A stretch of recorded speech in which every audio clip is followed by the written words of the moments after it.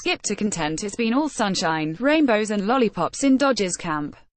There's a presumption of success here and it's justified. The Dodgers reached the World Series last year and played in the National League Championship Series the year before that. Most of the key players are back. So is the manager. The once skeptical fan base is now convinced the front office knows what it's doing. The widespread assumption is the Dodgers will cruise to a sixth consecutive National League West championship, and that very well could be the case. So now is probably the right time for a quick reality check. The machine could unravel this. It's not worth wagering a mortgage payment on the possibility, but the chance of a disaster is nonetheless very real and very present. Based on the team's recent track record, the culprit would be the unlikeliest of suspects, the starting rotation. The group will continue to be headlined by the best pitcher in baseball in Clayton Kershaw, but the depth that made it the top collective unit in the sport has been eroded by financial considerations. That's fair, manager Dave Roberts said. We don't have the starting pitching depth that we've had in past years.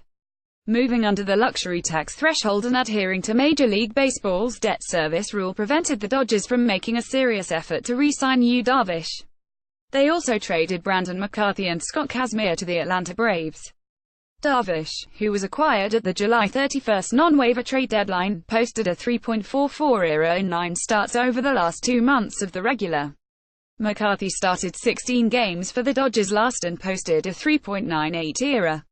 Kazmir won 10 games for the Dodgers in 2016.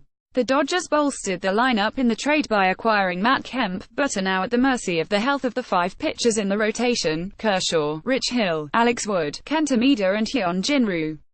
All 5 pitchers were on the disabled list last and have disconcerting medical histories. Look, I think you're right, General Manager Farhan Zaidi said. You can't view it as a 5-man rotation. It's got to be a 162-game rotation, and where do those 162 starts come from? But Zaidi remains optimistic. The group was relatively durable last, with Ryu making 24 starts, Hill, Wood and Maeda 25 each and Kershaw 27. We try to manage these guys individually to allow for them to get through a major league, Roberts said. The strategy included giving Maeda and Ryu extra days between starts by placing them on the disabled list with, how do we say this, very suspicious-looking injuries. Only now, providing Maeda and Ryu with a breather would be someone of McCarthy's credentials, but instead a less experienced option. If a starter has to be placed on the disabled list in the first month of the Dodgers probably will call on Ross Stripling or Brock Stewart. Rookie fireballer Walker Buehler will be an option, but not until later in the Dodgers are planning to do with him what they did with Julio Urias last, preserving his arm by limiting his early season workload. Of course, Urias sustained a major shoulder injury and won't be available until sometime in the second half of this. The team could lose a starter and still survive. But what if 2 or 3 of them go down? If the Dodgers misjudge the ability of their young pitchers, they could be in serious trouble. Zaidi said the organization wanted to provide opportunities to its pitching prospects. With the younger guys, we want them to feel like they have a chance to impact this team, not just be guys 7 through 10 on the starting pitching depth chart, he said.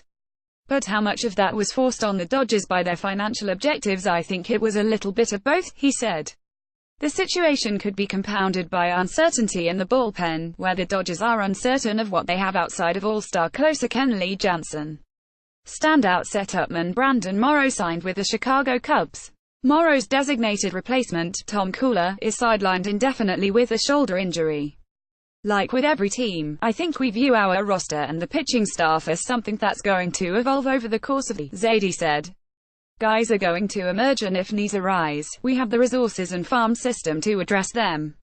In other words, they could do something similar to what they did last when they sent a package of prospects to the Texas Rangers for Darvish, who became the team's number 2 pitcher behind Kershaw and a part of the team's postseason rotation.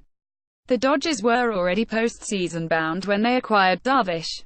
The trade was viewed as a luxury, the kind of move that could potentially transform a playoff team into a World Series champion. If the worst-case scenario unfolds, they could have to make a trade like that just to contend.